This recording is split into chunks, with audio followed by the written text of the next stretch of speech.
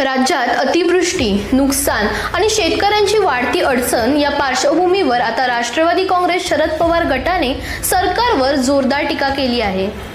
राज्य सरकारने पूरग्रस्त भागातील शेतकऱ्यांसाठी 31,628 कोटींचं पॅकेज जाहीर केलं, पण विरोधकांचं म्हणणं आहे की ही मदत तुटपुंजी आणि अपुरी आहे।